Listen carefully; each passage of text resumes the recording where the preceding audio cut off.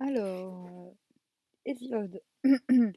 Théogonie et autres poèmes suivis des hymnes homériques. Alors, je vais lire la préface de Jean-Louis Bacchès. Donc, c'est un petit peu le hasard. On m'a refilé ce livre qui tombe à pic, que je ne connais pas. Enfin, je ne connais pas parfaitement ces textes. Je les ai peut-être lus vite fait, bien fait, il y a longtemps. Mais c'est l'occasion d'en faire une lecture critique. Et bon, bah, j'ai triché, j'ai lu le début de la préface, il y a vraiment beaucoup. Enfin, c'est très bien écrit, les intentions sont faussement nobles, aucun problème, mais il y a de quoi se dresser les cheveux sur la tête quand même. Alors, la préface s'intitule Poésie religieuse de la Grèce archaïque. La théogonie raconte la naissance. Attends, c'est de Jean-Louis Bacchès.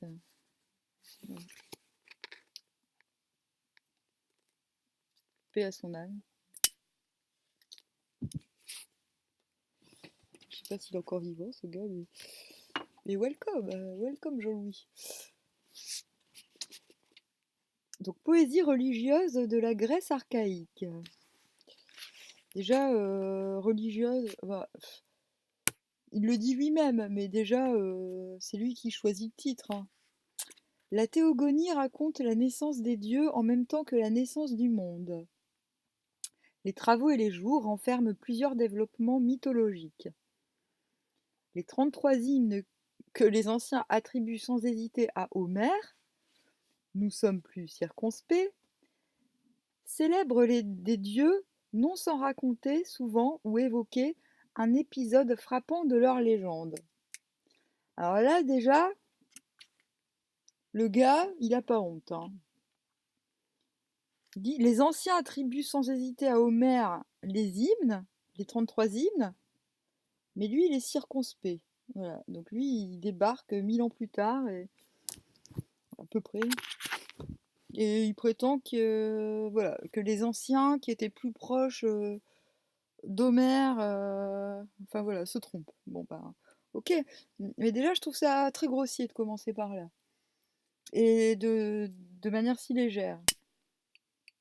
J'aurais préféré qu'ils disent qu'il en doute, mais dans ce cas-là, qu'il parle pas des anciens. Là, il est en train de dire que les anciens disent de la merde. C'est pas très sympa. Il n'est pas absurde de dire que cette poésie. Non, mais t'es absurde, déjà. Il dit, il n'est pas absurde de dire que cette poésie relève de la poésie religieuse. Bah, déjà, tout ce que tu viens de dire là est absurde, mec. Tu dis que les anciens qui vivaient 200 ans ou 100 ans après les auteurs se trompent sur l'auteur de ces textes. Donc déjà, t'es dans l'absurdité. Donc déjà, tes arguments, on va voir si t'as des arguments, hein. On va voir si t'as des arguments. Non, mais moi, je suis excédée par le verbiage. Les gens sont prêts à tout pour faire les intéressants. Dire, vous allez me dire, mais c'est pas grave, calme-toi. Mais oui, je sais. Mais c'est pour ça que je lis très peu. Enfin, ou j'ai toujours les mêmes livres en fait. Parce que je n'aime pas être parasité par la mauvaise foi. Voilà. Par contre, qu'on m'expose une théorie, mais sans détruire la théorie des autres, s'il vous plaît. Mais là, il n'y a pas de théorie. Il y a juste.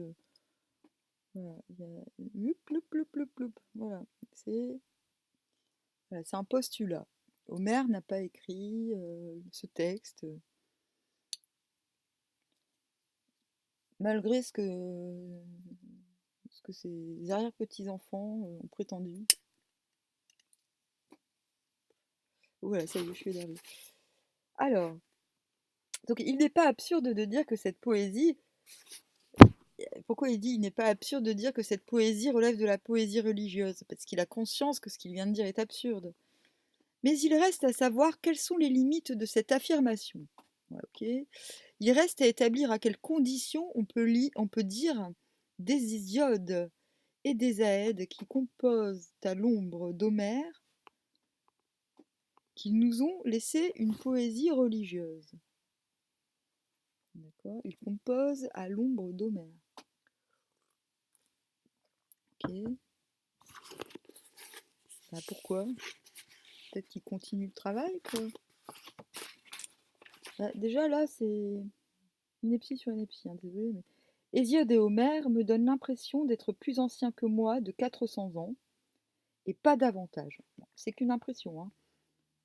Ce sont eux qui ont mis en poème pour les Grecs une théogonie, donné aux dieux leurs noms et épithètes, distingué leurs diverses dignités, leurs talents divers, et montré quelles étaient leurs figures.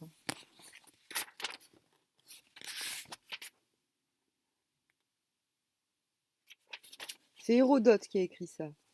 Hérodote écrit ces phrases au milieu du 5e siècle avant leur ère. Ce moment-là, nous avons pris l'habitude de le considérer comme l'apogée de la culture grecque, car nous vivons toujours avec des vignettes de manuels. Le siècle de Périclès, dans notre mémoire, est brillamment éclairé. Hérodote est contemporain de Sophocle. Il aurait pu assister à la première d'Œdipe Roi. Il a vu construire le Parthénon. Il s'intéresse au passé, dans une chronologie un peu floue, mais que nous n'avons guère précisé depuis. Ouais. Il fait d'Homère et d'Hésiode les héros fondateurs de la théologie grecque. Oui, alors déjà il dit dans une chronologie un peu floue, oui, effectivement, je pense qu'il avait pas.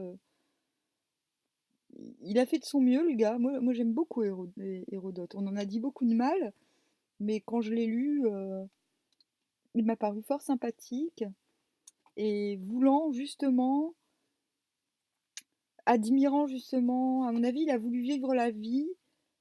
Il a vécu comme vivaient, mais sans prétendre l'être, les anciens physiciens, que Nietzsche appelait les pré-platoniciens, et que Michel Onfray appelle les présocratiques, en oubliant de préciser que c'est Nietzsche qui a quand même bousillé sa vie pour les pré-platoniciens, justement. Les plus belles œuvres de Nietzsche sont celles qu'il a écrites bien jeune en tant que tout jeune philologue. Et bon, ces écrits se trouvent, mais il faut les chercher. Alors, ce qu'il dit d'Homère, insistons-y, n'a de sens qu'à une condition. Il ne voit pas en Homère l'auteur de la seule Iliade et de la seule Odyssée.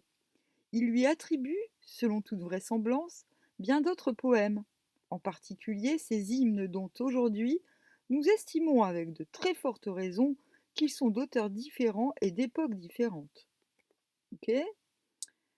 Thucydide, plus jeune que lui et peut-être encore plus méfiant à l'égard des traditions incontrôlées, ne met nullement en doute que l'hymne à Apollon qu'il cite soit l'œuvre d'Homère.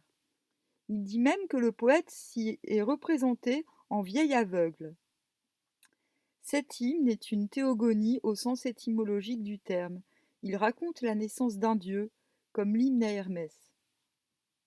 Okay. Les dieux ne sont pas absents de l'Iliade et de l'Odyssée, mais ces deux épopées sont assez éloignées de toute théogonie. Or, théogonie est bien le mot qu'emploie Hérodote, sans savoir peut-être que, plus tard, on en fera le titre du poème d'Hésiode.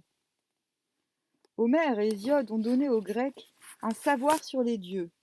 Comment faut-il entendre cette affirmation? L'événement passé dont Hérodote fait état, puisqu'il évoque les origines, une légère figure de style en fait qu'un événement contemporain.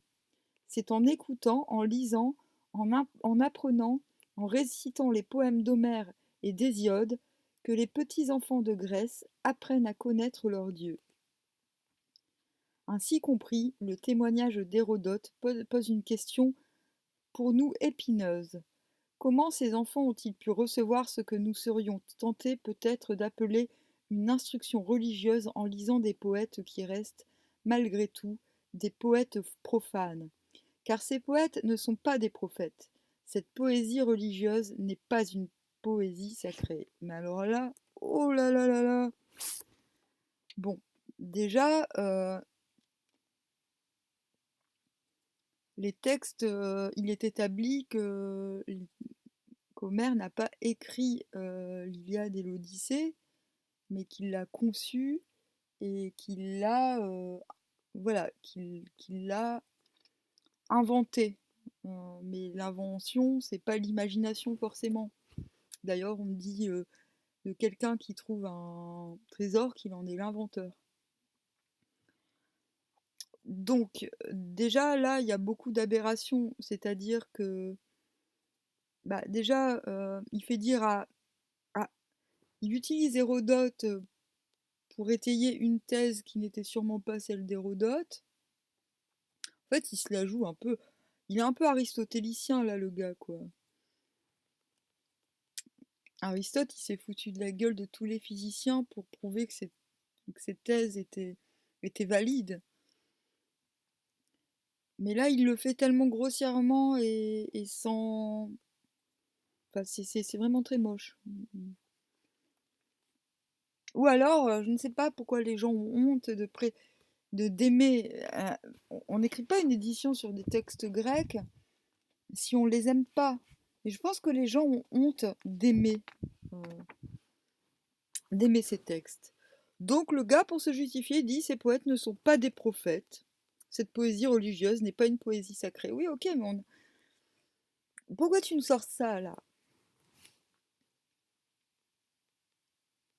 Donc, comment ces enfants ont-ils pu recevoir ce que nous serions tentés peut-être d'appeler une instruction religieuse en lisant des poètes? Mais non, en fait, Homère, il vivait il y a 1000 ans, donc 400 ans avant Hérodote, selon lui, grosso modo. Mais il y a 1000 ans, Homère, il n'a fait que poétiser quelque chose qui existait déjà. C'est la raison pour laquelle les gens ont retenu ces formules. Euh, Homère, il a formulé, donc il a poétisé. Et donc cette poésie qui, qui s'est véhiculée n'était pas un vulgaire bagage de prosélytisme. Euh, il ne faisait que synthétiser quelque chose qui était là, mais indicible. L'art de la poésie est bien justement de traduire ce qui est difficilement exprimable, et le sacré en fait partie. Donc non seulement c'est une poésie sacrée,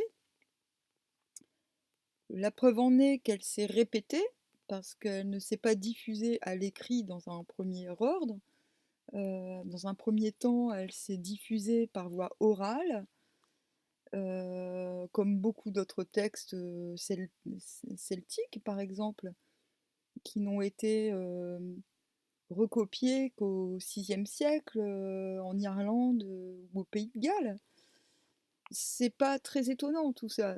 On connaît ce type de voilà, euh, ce type de manœuvre.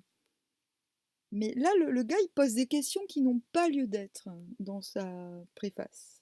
Donc il y a quand même un malaise à traiter de ces choses-là. Il nous parle de religion, donc ces poètes ne sont pas des prophètes. Ben, je ne pense pas qu'ils se soient considérés tels. Je pense que la poésie, le, déjà, il nous parle de religion, mais je pense pas qu'il soit question de religion, mais de culte, ce qui n'est pas du tout la même chose.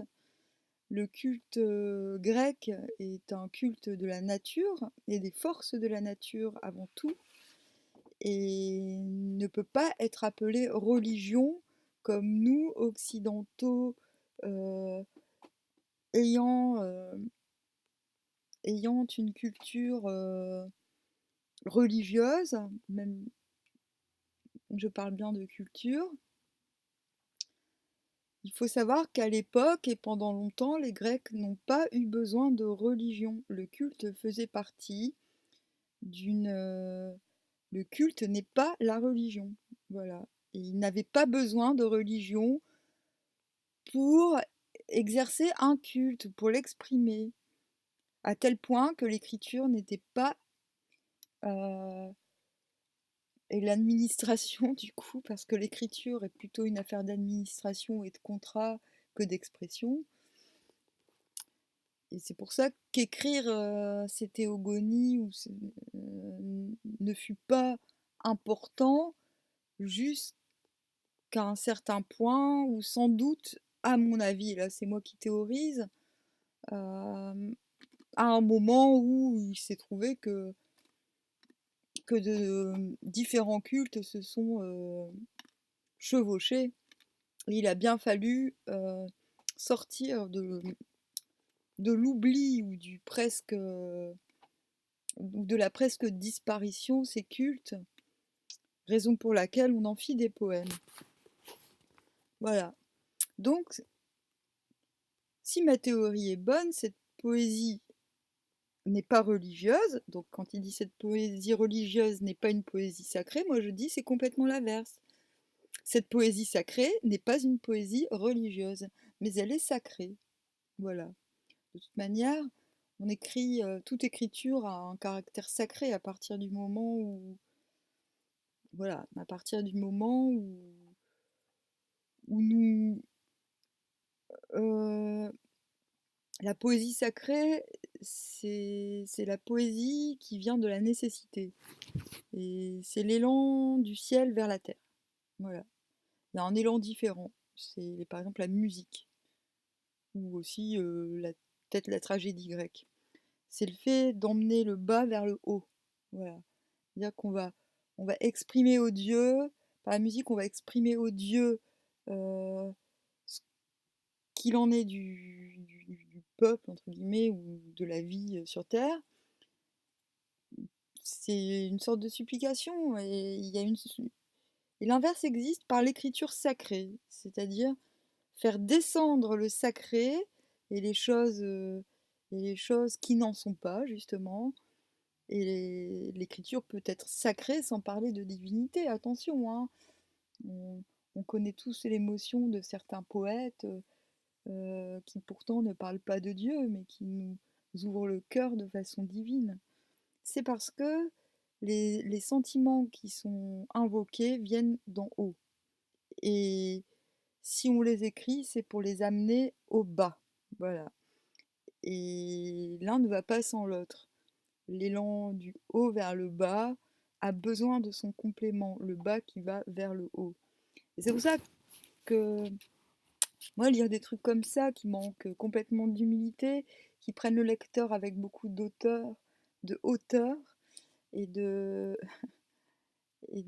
comment dire, je sais même pas comment dire, c'est difficile d'exprimer les choses qu'on qu'on n'exploite pas finalement. De condescendance, voilà. Et surtout, donc c'est pour ça, j'ai lu la préface sans. J'avais lu jusque-là, j'ai pas lu la suite, mais je vais continuer pour bien montrer qu'il y a un problème, hein. C'est il y a un manque d'humilité totale pour les choses qui n'en sont pas, bah, pour les événements qui nous ont précédés. Et on se donne, voilà, on se donne dans les académies, je dis bien on se donne dans l'académie le devoir d'à tout prix surpasser les esprits anciens et de le prouver et de le démontrer. Mais finalement, on ne parle des anciens esprits que pour se mettre en valeur soi-même, et pour se donner de la valeur, il faut bien voilà, il faut bien les critiquer. Et je trouve cette démarche odieuse. Bah, je suis en train de faire la même chose de ce mec, mais bon voilà. Et lui, il fait une préface là. Ça sert à rien son truc, mais bon, continuons. Poète, non prêtre. Bon, c'est l'inverse, hein, ce que je viens de dire, hein. On peut être poète et prêtre, hein, mais justement, le prêtre, c'est quoi?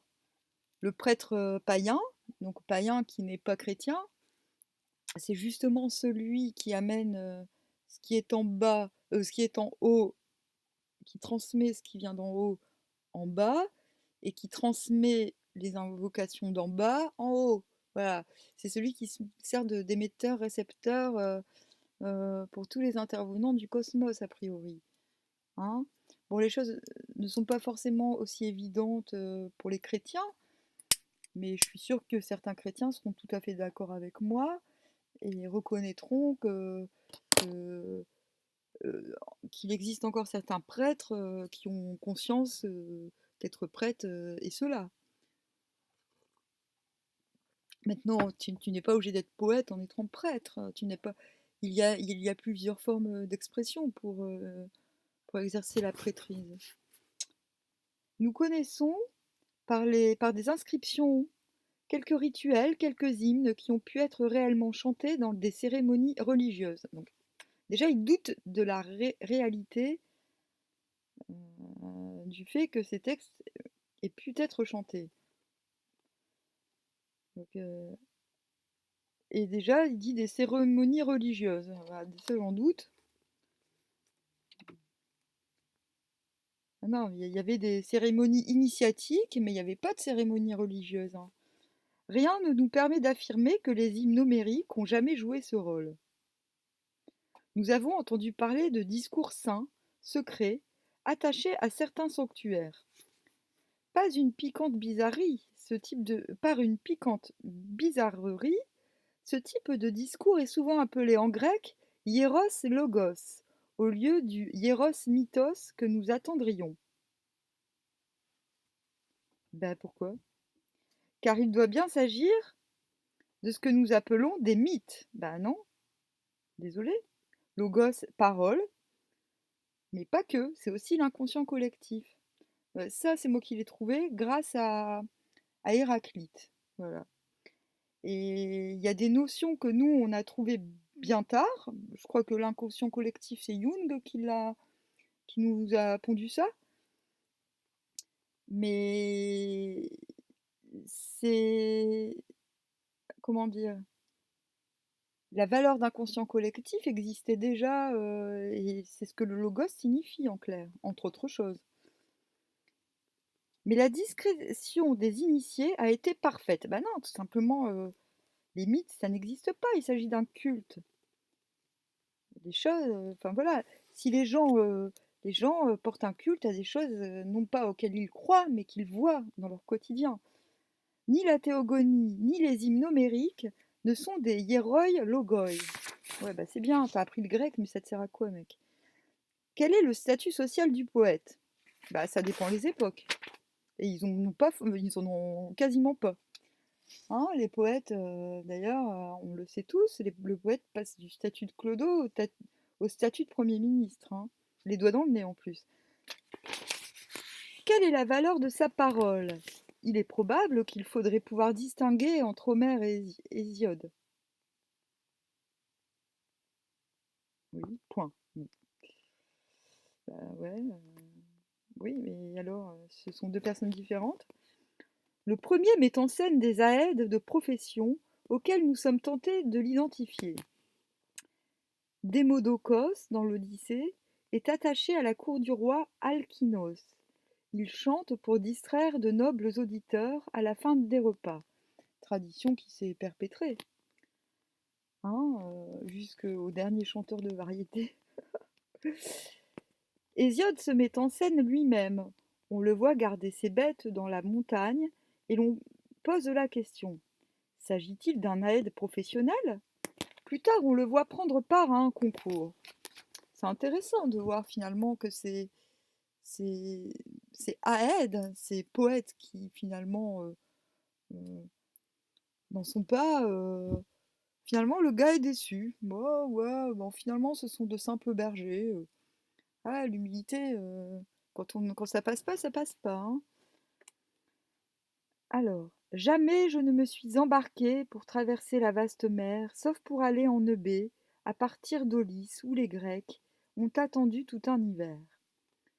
Toute la Grèce sainte était là, rassemblée, un peuple immense pour aller à Troie où sont de belles femmes. Moi, j'y suis allé pour les jeux, du vaillant Amphidamas. J'ai traversé pour aller à Chalcis. Tous les prix, il y en avait beaucoup. C'étaient les fils du défunt qui les offraient. Moi, je m'en vante. J'ai gagné le concours de chant. J'ai eu un trépied avec des poignées. Et moi, j'en ai fait cadeau aux muses de l'Hélicon, à l'endroit même où d'abord elles m'ont appris à chanter clair. Et ben voilà, les travaux et les jours d'Hésiode. Et ben voilà, tout ce que je disais avant est confirmé par ce que dit Hésiode lui-même. Voilà, c'est un chanteur. Il était chanteur, c'est-à-dire qu'il chantait aux dieux ce qu'il voyait. Et les dieux, pour le remercier, l'inspiraient et lui ont permis ben voilà, de déclamer, de répondre aux supplications du peuple. Mais je dis ça de manière très grossière, mais c'est exactement le rôle de prêtre.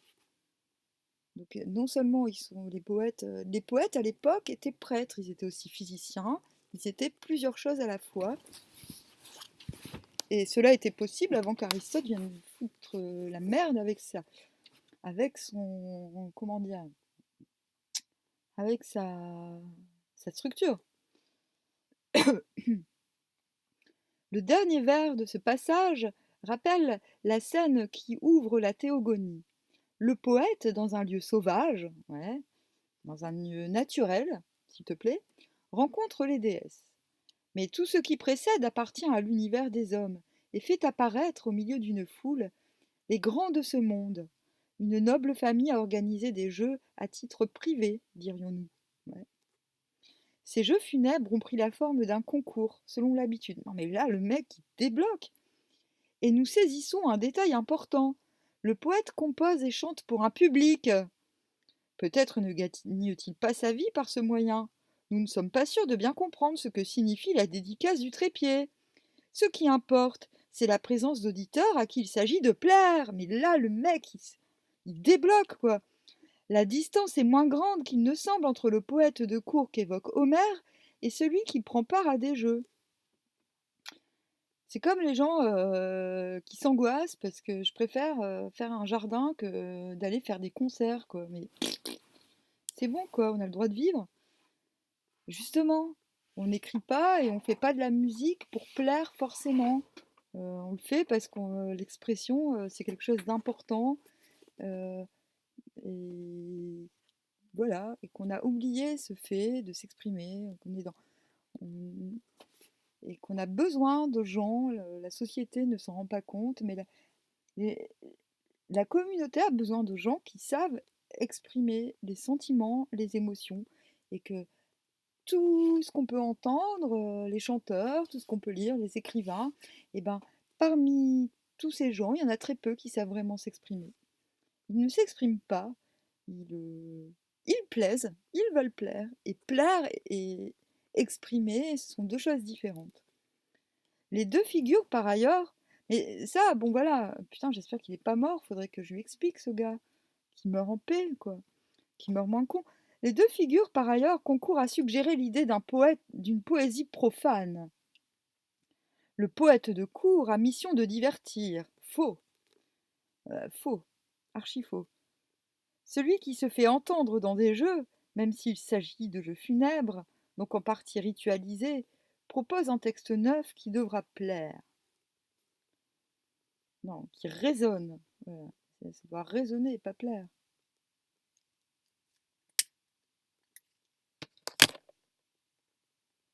Il est inutile d'imaginer que l'hymne à Déméter pourrait faire partie du rituel d'Éleusis, de ces cérémonies secrètes pour lesquelles les Grecs avaient un infini respect et dont ils ne nous ont presque rien dit, parce que le silence leur était imposé et parce qu'ils tenaient à le garder. Bah alors dans ce cas-là, pourquoi tu le dis? Cette poésie a toujours appartenu à la littérature. Si elle est religieuse, c'est dans la mesure où elle reflète les idées, les images que les publics grecs trouvaient acceptables. Ben non, c'est juste n'importe quoi. On accepte ce qu'on voit et ce qu'on... Mais vous, avec vos vies de débiles mentaux qui vont à l'école, et qui réfléchissez pas, mais qui répétez ce qu'on vous demande de penser, excusez-moi, mais vous pouvez pas, vous mangez un truc dans votre assiette, vous n'avez pas conscience que ça sort de la terre, euh, c'est bon quoi. Il y a peu de chance à cette époque ancienne pour qu'un poète entreprenne de prendre à contre-pied la créance commune de la Grèce. Mhm. À quoi rêve Laëde? À dire une vérité absolue? On peut en douter. Il prie la déesse. Procure-moi le prix dans ce concours. Fais que mon chant soit beau. Et alors? Bah, permets-moi de faire résonner. Permets-moi de vivre, de subsister, d'avoir un prix. Bah oui. Et alors?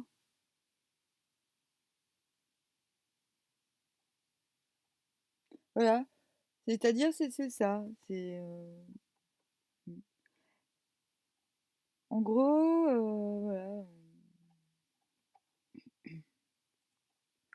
Donc l'aide, voilà, l'aide, c'est le barde, hein. C'est pareil, c'est une tradition, ça a continué et ça n'existe plus vraiment, hein. Voilà. Il y en a encore quelques-uns. Je pense que j'en suis un. Euh, mais justement, dès que l'aide ou le barde fait quelque chose, ah, mais tu es en train de vendre, ah, tu veux plaire, ah, nanana. Alors que n'importe qui a le droit de se vendre, de commercer, euh, d'utiliser son prochain, mais par contre, on n'a pas le droit d'avoir envie que ce qu'on fait soit reconnu. Voilà. Il n'est pas en train de dire qu'il veut passer à la Starac, le mec. Il dit inspire-moi, inspire-moi. Pourquoi il dit ça? Procure-moi le prix dans ce concours, fais que mon chant soit beau. Inspire-moi, démontre-moi que je suis bel et bien inspirée, à tel point que tout le monde se sente inspiré. Voilà, c'est tout. C'est pas compliqué, c'est simple. C'est pas de l'ego mal placé, hein. La créance commune de la Grèce n'est pas tout à fait fixée. C'est peut-être du trac, hein. Voilà peut-être la plus grande difficulté que nous rencontrons, nous autres modernes, quand nous essayons de nous représenter la vie religieuse et la poésie religieuse d'autrefois. Il n'y avait pas de religion, connard. Putain, mais où est-ce que tu vois qu'il y a une religion en Grèce? Il n'y a pas de religion. 20 siècles de christianisme nous ont habitués en Europe à considérer qu'une religion doit avoir un dogme. Hum. Les Grecs ont connu les procès pour impiété. Des châtiments redoutables se sont abattus sur des hommes dont on estimait qu'ils n'avaient pas respecté les dieux. Bah oui, mais les dieux existaient. Euh, voilà, la preuve, ils venaient, les gens se battaient, ils arrivaient sur des chars. Apparemment, on les voyait. Il y avait enfin bon, bref, apparemment, il n'y avait aucun problème. Personne ne se posait la question. Et voilà, et si on se posait la question, c'est qu'on était en train de partir en vrille. Et c'est ce qui s'est passé. On songe à Socrate, qui ne reconnaît pas les dieux que reconnaît la cité. Ça, je suis d'accord avec. Athéna, pour moi, bon. Cette traduction est peut-être trop moderne. Il prend envie de jouer sur l'étymologie du verbe sein et de dire que Socrate ne fait pas leur part aux dieux à qui la cité fait leur part. Socrate, on peut pas dire que je l'aime superbement, à fond la caisse, parce que pour moi, c'est un branleur. Enfin, j'ai rien contre les branleurs, mais pour moi, enfin, voilà, il est pas, enfin, il ne mérite aucunement les éloges qu'on lui donne, hein. Mais il est excellent, hein. Mais justement, c'est l'Ouroboros. Il incarne l'Ouroboros et il prouve que le dialogue est vain. Il le prouve, il incarne l'absurdité du dialogue, et le côté vain du dialogue. Mais c'est justement en ça qu'il est divin. Et il ne pouvait que contredire les dieux d'une cité qui justement contredit l'ordre divin, l'ordre de la nature. Parce que qu'est une cité si ce n'est qu'un paratonnerre géant, qu'une volonté de dépasser la nature. En tout cas, c'est ce qu'Athènes a fait, et Athènes s'est écroulée de sa propre démesure. L'aspect intellectuel de ce comportement n'est pas l'élément essentiel. Il faut d'abord ne pas oublier la mention de la cité. C'est par elle que, dans sa vie quotidienne, l'individu entre en relation avec les dieux. Faux. L'institution prime avec ses rituels. Faux, archi faux. Il n'y avait pas d'institution religieuse à Athènes. Et c'est pour ça que la seule truc qu'on a trouvé comme déesse pour la cité, c'est Athéna au service de l'homme. Et c'était pourquoi? Bah, c'était pour montrer que c'était très hypocrite. Ce qui s'est passé dans la cité, c'est que les femmes n'ont plus les droits qu'elles avaient, elles n'ont plus eu d'égalité, sont devenues les esclaves des hommes à cause d'Athéna, à cause du culte d'Athéna. Donc les cultes athéniens, non seulement sont d'ordre, bah, ils sont dogmatiques, ils sont pas cultuels, et, et s'il y a eu de la rigueur contre les cultes, contre une absence de religiosité, sachez que cette religiosité n'a pas tenu dans le temps et qu'elle était toute administrative. C'était une religion administrative. Mais d'ailleurs, toutes les religions quasiment sont administratives en fait. C'est un moyen d'administrer le peuple. L'institution prime avec ses rituels et ses contrats d'ailleurs. Le baptême, c'est un contrat. Ce qu'on peut dire sur les dieux semble avoir toujours eu moins d'importance. Bien avant que n'apparaissent chez Pindare ou Xénophane, par exemple, des remarques sévères sur l'immortalité ou l'absurdité de certains récits traditionnels, la multiplicité foisonnante, éventuellement incohérente, de ces récits prenait presque, étrange paradoxe, l'allure d'une norme. N'importe quoi. On ne damnera personne pour avoir prétendu qu'Aphrodite était fille de Zeus, comme le dit Homère, ou qu'elle est née de l'écume, comme le raconte Hésiode. Mais les deux sont vrais. Les dieux, les deux collent. Les poètes se contredisent, sans la moindre gêne, semble-t-il. Il n'y a pas de vérité révélée, il n'y a pas de vérité imposée. La Haide apporte des variantes inattendues et le public se réjouit. Pas du tout. Ce sont des nuances, ce ne sont pas des contradictions. Quand on voit la somme de tous les mythes, de toutes les théogonies, de toutes les cosmogonies possibles et inimaginables, on se rend compte que non seulement s'ils viennent de centaines de gus différents, elles se complètent et se à merveille, mais qu'en plus, elles sont loin de se contredire. Voilà. Après, il y a bon, après, il y a une évolution dans l'histoire, mais ça, là n'est pas le propos. Pour en revenir à Athéna, ouais, je suis pas allée au bout. Athéna, la déesse des Athéniens, c'est qui? C'est une vierge qui refuse les hommes et on la met en statue géante pour dire bah, la femme c'est une statue, elle est vierge et c'est en étant vierge et avec une lance qu'elle va nous protéger.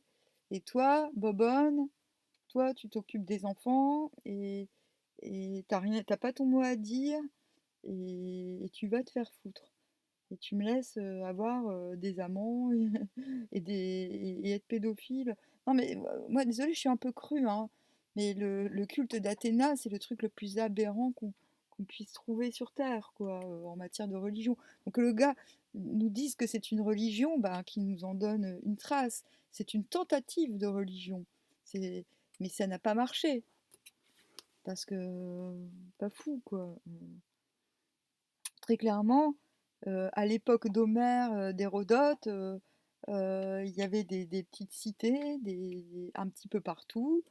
Euh, Certaines portaient un culte particulier à telle divinité, certaines à d'autres, mais toutes les divinités étaient reconnues et les cultes accompagnaient les actes du quotidien.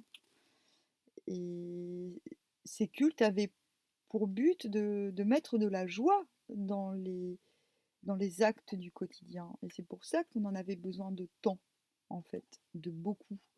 C'était comme des compagnons invisibles de, de la vie humaine, qui n'est pas toujours, voilà, qui n'est pas toujours sans difficulté.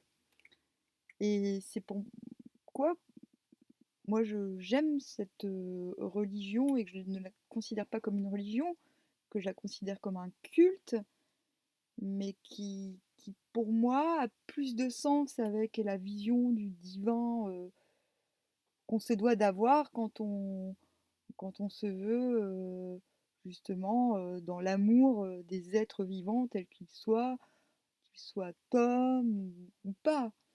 Le problème des religions, c'est qu'elles ne concernent que les hommes et le rendent oligarque euh, et, et servant de Dieu et maître de tout autre être humain sous prétexte de servir Dieu, et que ça, c'est très problématique à mon sens. Et je ne suis pas la seule à le savoir, mais en cela, les Grecs montrent quand même qu'à partir du moment où ils ont quitté le culte pour tenter de faire une religion de leur culte, et Athènes en est la preuve avec la déesse Athéna, ils ont approché un point de démesure et ont embarqué à peu près tout le monde dans ce délire. On ne s'en rend pas forcément compte, mais c'est nous, c'est lui qui est bête. Donc nous, il parle des modernes, nous les modernes, blablabla, nous avons du mal à... Mais non, toi tu te permets de dire des trucs, mais t'as rien vécu dans ta vie pour... Tu n'as pas d'amour pour ces gens. Pourquoi tu en parles? Décidément, parce que tu n'en connais pas grand-chose. Tu es incapable de te mettre à leur place. Voilà, c'est indécent tout ça, hein. Et voilà, je m'énerve, je surchauffe. Alors, savoir d'Aède. Nous aurions tort pourtant d'imaginer que Laëde invente ce qui lui plaît. Il est homme de tradition, il est gardien de tradition, il possède un immense savoir. Il ne se préoccupe pas d'abord de maîtriser un système théologique. Ce qu'il lui faut connaître, ce sont les listes. Son savoir s'organise facilement en collections. Hésiode fait penser à Georges Perec. Il sait les noms de toutes les Néréides. Homère aussi. Les deux listes ne coïncident pas tout à fait, mais qu'importe. Il existe une liste ou plusieurs des filles d'Océan, une liste ou plusieurs des femmes aimées par Zeus, une liste ou plusieurs, mais n'importe quoi. Des lieux où Apollon aurait pu naître, comme tant d'autres textes de ce temps-là. La Théogonie est un immense catalogue, mais n'importe quoi. Moi aussi, je l'ai cru comme n'importe quel débile qui commence, qui se dit, mais c'est quoi les Grecs? Bien sûr, on se dit, mais les gens, ils étaient dans... Ils sont fous, quoi. Ils étaient dans des écoles, ils recopiaient des livres, c'était des moines. Mais non, pas du tout. Mais t'es con, quoi. Il te le dit. Le gars, il allait à des concours, il gardait des bêtes. Parfois, il chantait dans des cours. Il avait une vie très multiple. Il n'avait pas le temps d'écrire des listes. Et s'il connaissait ces choses, ou ces personnages, plutôt, parce que ce sont des choses qui n'en sont pas, rappelons-le, c'est justement parce que c'est une tradition orale. Et comme on se souvient de tous les contes qu'on nous racontait, même s'il y en a eu très peu, et comme on se souvient de tous les films de Walt Disney, par exemple, et ben eux, ils, ils connaissent à la perfection tous ces personnages qui sont en vérité leurs ancêtres. Bon, ça c'est un autre sujet, mais on a tort comme ça de prendre ces gens pour des idiots qui imagineraient un jeu vidéo et qui font des listes pour rester cohérents. Ils n'ont pas que ça à faire. Et puis, à l'époque, les temps étaient beaucoup moins confortables que maintenant. Qu'allait-il s'encombrer de listes monumentales à se transmettre? Et sûrement que ces gens ne faisaient pas partie d'écoles de mystères. Les mystères étaient plutôt conçus pour les notables, pour les gens qui avaient justement affaire aux administrations et euh, et à la aux professions sénatoriales ou autres. Et ces mystères étaient là pour leur rappeler la nature d'où ils venaient. C'est-à-dire les gens simples dont les aides font partie, mais être simple ne veut pas dire ne pas être perspicace et observateur. C'est par l'observation et par l'intuition que l'on peut parler des choses divines, et non pas avec des listes et des répétitions.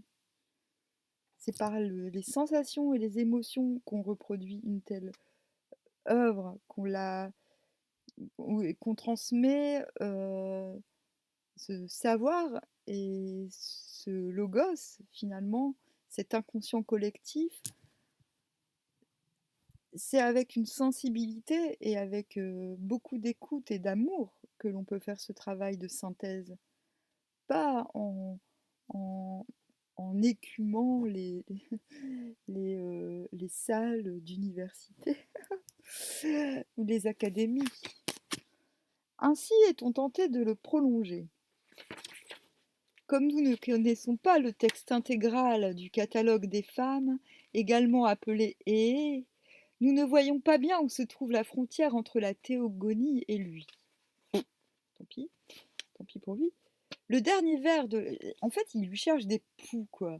Donc le gars, il met en avant un texte, il lui cherche des poux. Pourquoi? Pour se mettre en avant, pour dire oh là là, moi j'ai passé 15 ans à faire des études de fou, à apprendre une langue de merde que j'aime pas, le grec. Non mais c'est ça qu'il est en train de dire. Hein. Faut bien que, il faut bien vous rendre compte que il faut bien que je l'ai fait pour quelque chose. Et mon grand plaisir, c'est de chercher des poux à des gens qui ont tellement ému leurs prochains, qui sont parvenus à travers les siècles à nous. Alors, le dernier vers de la théogonie, dans l'état actuel du texte, ne suggère nullement que l'on va être en face d'une œuvre nouvelle, indépendante. Bah ouais. Et maintenant, la tribu des femmes, chantez là d'une douce voix, muse de l'Olympe.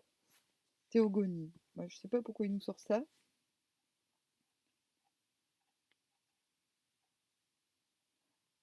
Je sais pas pourquoi il nous sort ça, là, cette citation. Je ne sais pas. Aussi, les érudits, je ne sais pas ce que ça prouve. Ça prouve qu'il n'est pas une femme. Ah, il dit que c'est la dernière vers de la théogonie.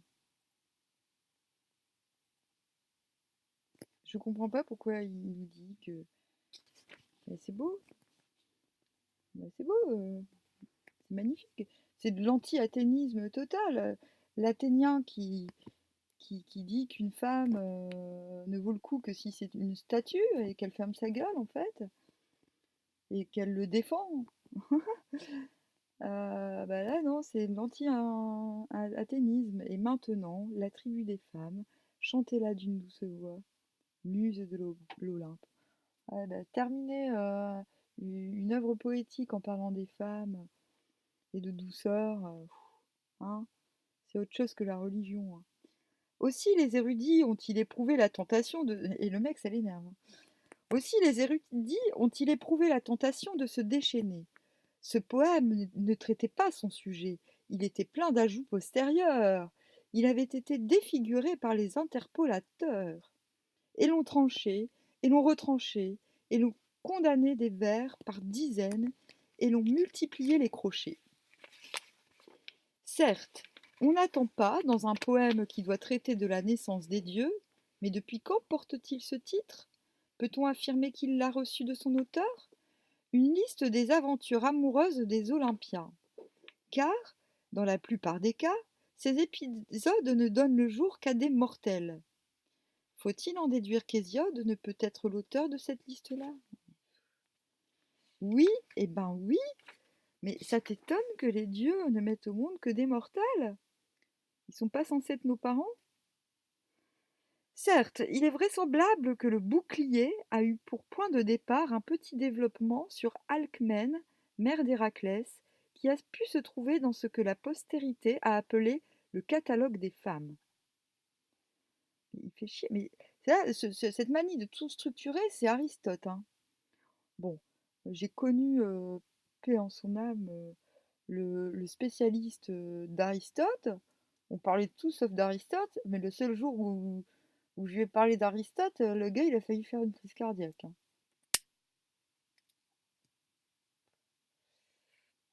François Stirne, dit Stirnus. Tous les lycéens l'ont lu normalement.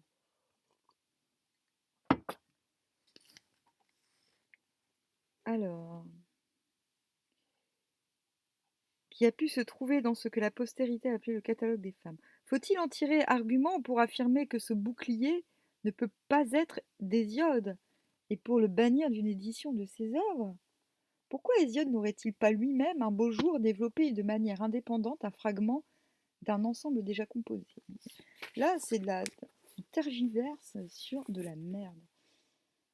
On verra. On verra. J'ai pas lu le texte, hein. Les Aèdes n'étaient-ils pas, face à leur public, des maîtres de la mosaïque? Ben, excuse-moi, mais on a l'impression de trouver la trace de cette pratique dans les formules. Moi, à mon avis, il improvisait total, le gars, hein. On a l'impression de trouver la trace de cette pratique dans les formules qui reviennent presque systématiquement au début et à la fin des hymnes. Les variations sont peu nombreuses et rarement significatives. Je chanterai d'abord, je passerai à un autre chant. Faut-il comprendre que l'Aède propose, surtout lorsqu'il chante des textes brefs, une série de poèmes qu'il organise à son gré pour tenir le temps qui lui est imparti?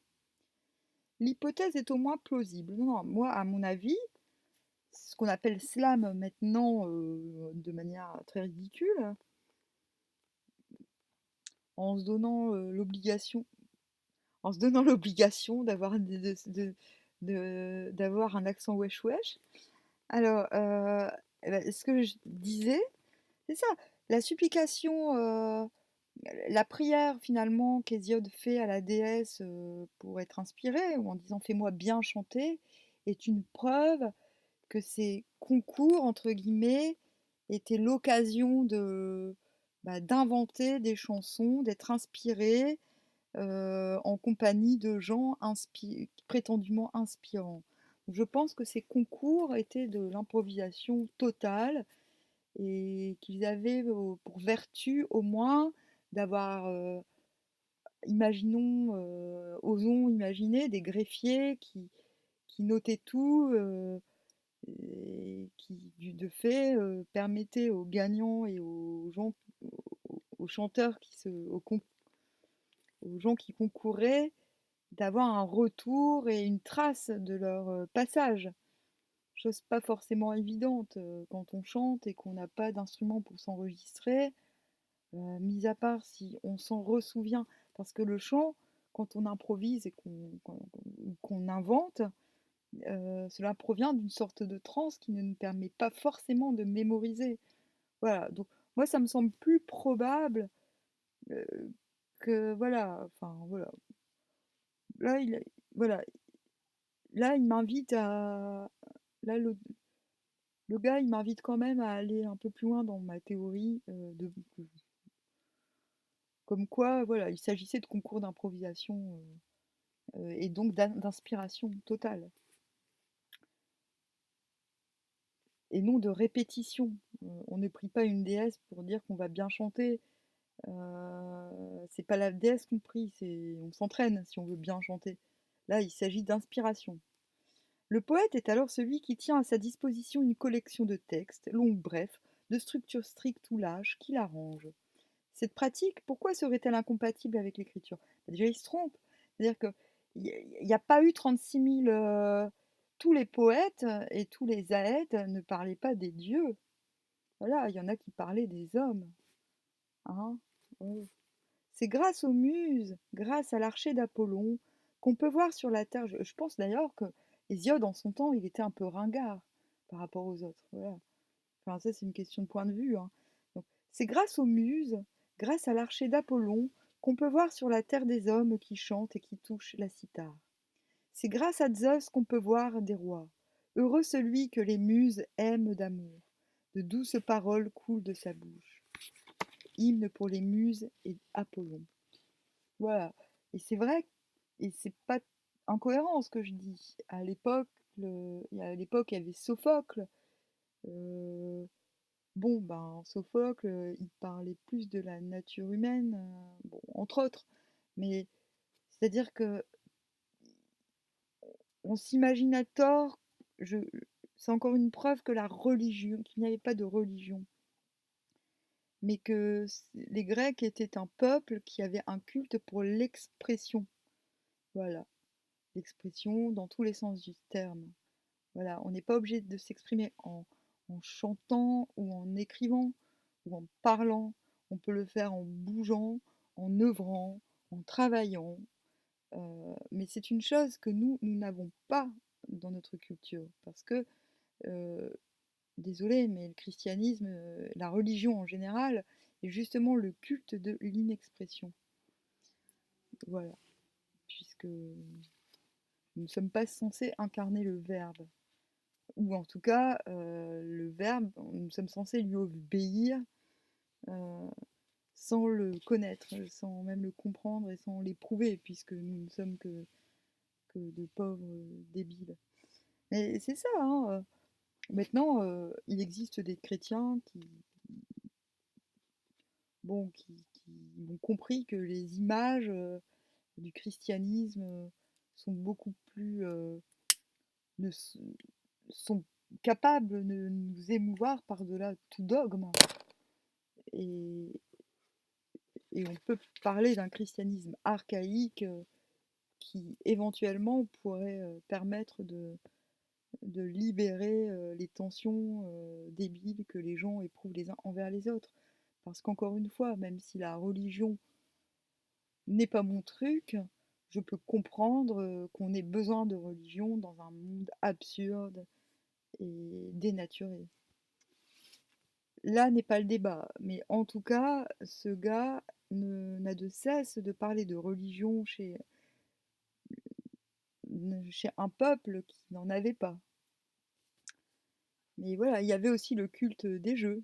Le jeu était un culte, le culte du corps, l'expression du corps, voilà, du corps par les jeux, le sport.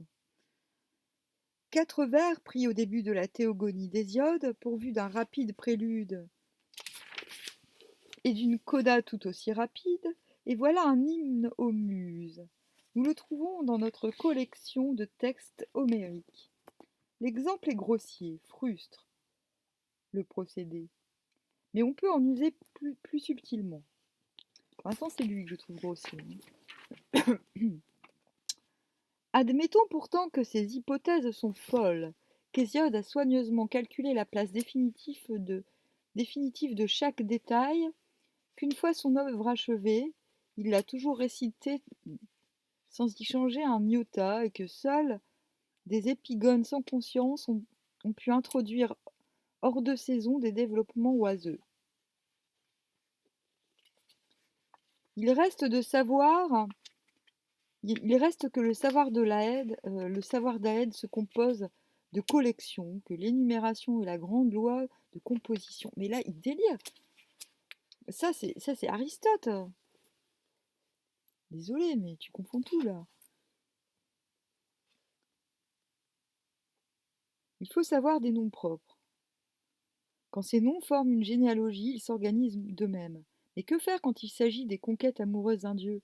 Il faut savoir des dictons sur le temps qu'il fait et les travaux des champs. On peut donc, dans les travaux et les jours, suivre l'ordre de l'année. Mais quand ces dictons portent sur la vie quotidienne, sont valables pour n'importe quel jour, que faire? Le savoir des dieux se compose aussi de collections. Apollon, de ce père Zeus, a reçu des oracles. On dit que, grâce à la voix de Zeus, tu sais tout ce qui se doit, que Zeus, grand archer, t'a remis les secrets de tous les oracles. Voilà ce que dit le jeune Hermès à son frère aîné Apollon. Hymne pour Hermès. Quand on y prend garde, on se dit qu'il y a là hyperbole. Zeus n'a pas transmis à son fils tous les oracles, parce qu'il ne les connaît pas lui-même dans leur totalité. On découvre régulièrement que quelqu'un, par exemple Terre, à la fin de la Théogonie, dans l'épisode de Métis, en a de nouveau à lui apprendre. Nous avons fâcheusement tendance à concevoir le destin à partir du déterminisme des philosophes classiques. Mais le destin n'est pas une nécessité raisonnée, il ressemble plutôt à une collection infinie, un peu disparate, de destinées singulières. Mais là, il est grave, le mec. Il est en train de montrer qu'en fait, c'est lui qui est hyper religieux et qui tient à ce que Zeus garde une allure de paternel omnipotent qu'il ne serait pas. Mais c'est faux. Zeus, il est absurde, ce gars. Et personne ne s'en cache. Personne, mais personne ne se moque de lui pour autant. Et Zeus est absurde. Voilà. Zeus, c'est quoi? D'ailleurs, j'écris sur Zeus actuellement. Zeus, c'est un gars, déjà, c'est le troisième, donc c'est le cadet, et on sait tous que les cadets ont un complexe d'infériorité, et ils veulent faire mieux que leurs grands frères, c'est mieux faire parce qu'ils ont passé l'épreuve du parent, du parent relou, parce que c'est quand tu es né, bah, tu as le droit à tout, au pire et au meilleur de tes parents, mais c'est plutôt le pire que tu retiens. Et à toutes les angoisses, enfin, bon, voilà. Et quand tu es le cadet, moi j'en ai connu des cadets, et les cadets sont relous, vraiment, quoi. Ils parlent trop fort, ils savent pas écouter, ils savent tout, et parfois on les remet à leur place, et tant mieux. Mais Zeus, c'est ça. C'est un gars, il sait tout, il croit qu'il sait tout, et il s'en prend plein la gueule.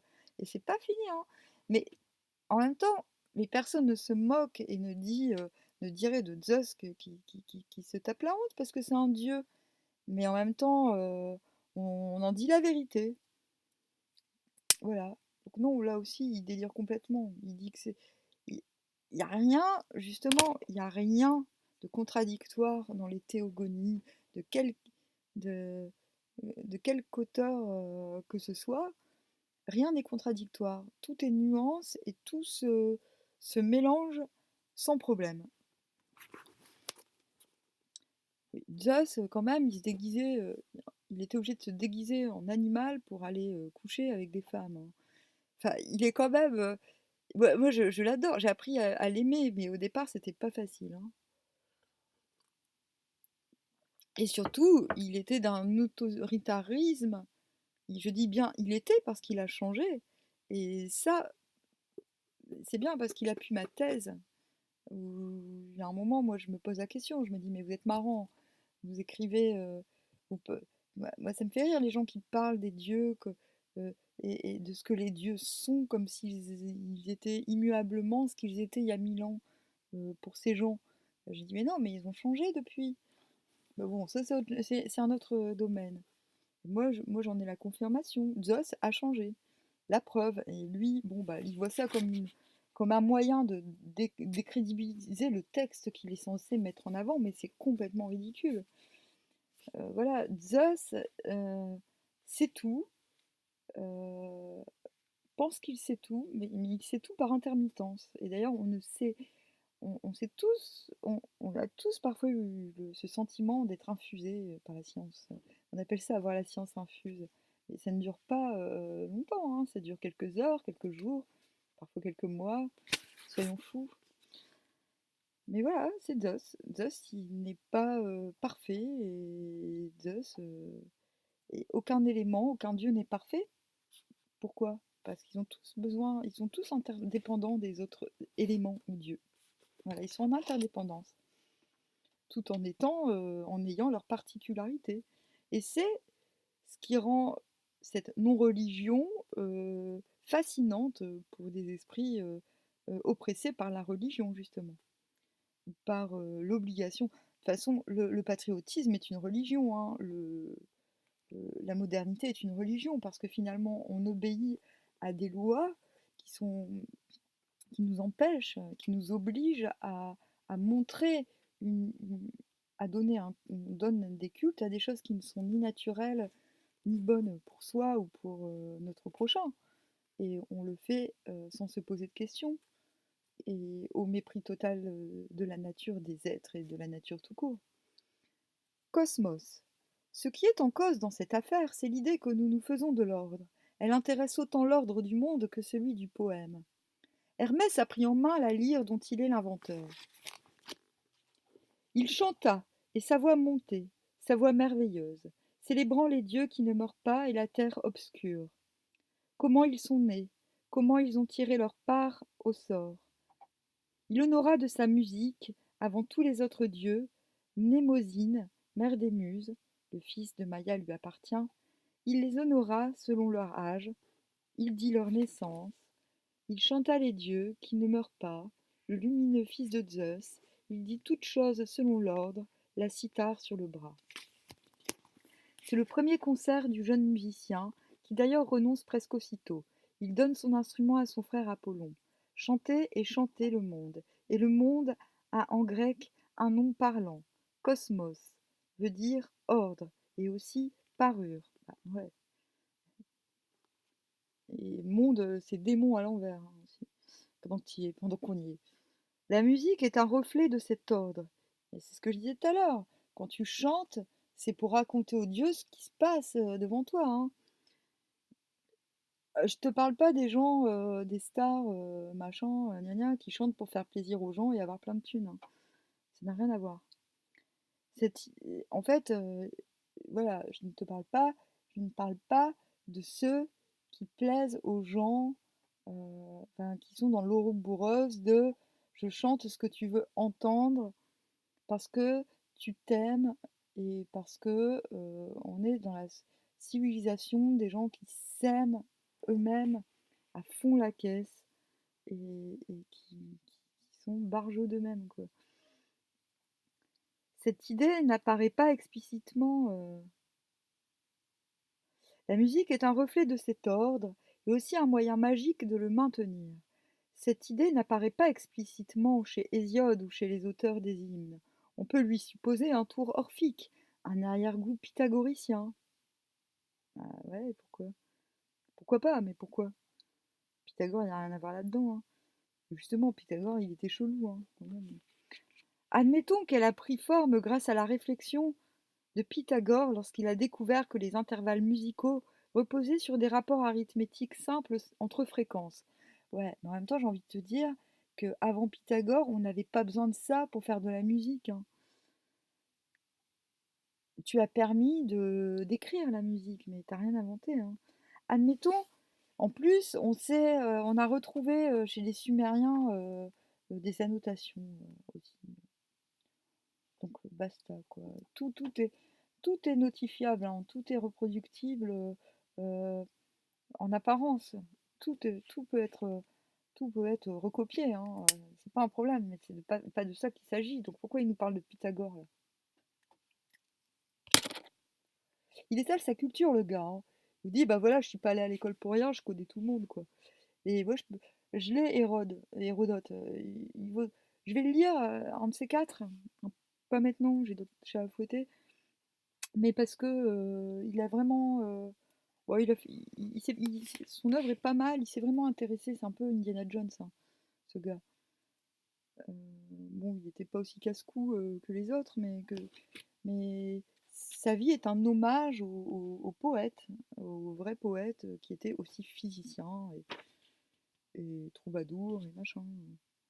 Admettons qu'elle s'est répandue dans les milieux où l'on a vénéré Orphée, premier de tous les musiciens dont Hésiode ne fait pas mention. Ça m'étonnerait qu'il soit le premier. Hein. Je pense que Pan était aussi un musicien. Vous allez me dire, oui, mais c'est un dieu, ça n'a rien à voir. Oui, mais bon, Dieu, c'est quand même un dieu qui était matérialisé.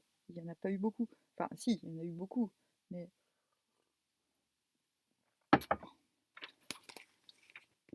enfin bon, lui, il dit, nana, Orphée, premier de tous les musiciens, à mon avis, c'est pas vrai. Parce que c'est lui qui le dit, et parce que c'est sûrement pas comme ça que ça a été présenté dans les écrits. Elle est fondée sur une image que nous avons quelque mal à retrouver. Qu'en est-il du chaos? Le chaos n'est pas un simple désordre. Dans la... Léo Ferré dit le désordre, c'est l'ordre moins le pouvoir. On va rester sur cette définition, je pense. Dans la théogonie, il n'est pas non plus, semble-t-il, ce concept à la fois net et impensable qu'il sera au début des métamorphoses d'Ovide. Il reste une image, mais si vague que nous ne savons comment la saisir.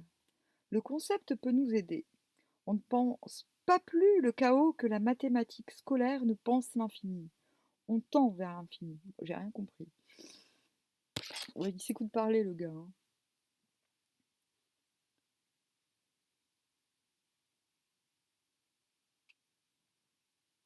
Ben justement, il dit on ne pense pas plus le chaos que la mathématique scolaire ne pense l'infini. Ben justement, les mathématiques, ils ne pensent qu'à l'infini. C'est leur obsession, l'infini.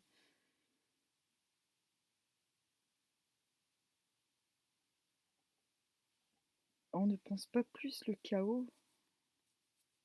Et justement, on ne pense que le chaos. La pensée, enfin déjà, le gars, il confond pensée et réflexion. La pensée, elle vient du chaos. Si on n'est pas disponible, si on n'est pas vide, il n'y a pas de pensée qui vient. Hein. On tend vers l'infini. On tend vers le chaos. Bah, moi, je dis qu'on en vient. Maintenant, bon, là n'est pas le propos. Hein. On suppose la suppression de toute. Mais le gars, il sort ça comme ça, avec un aplomb, laisse tomber, quoi. On suppose la suppression de toutes les différences, l'abolition de toutes les distinctions.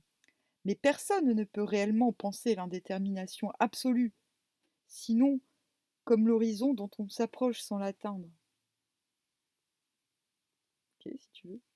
Chez Hésiode, le mot chaos n'a pas cet aspect géométrique. L'étymologie suggère l'idée de béance.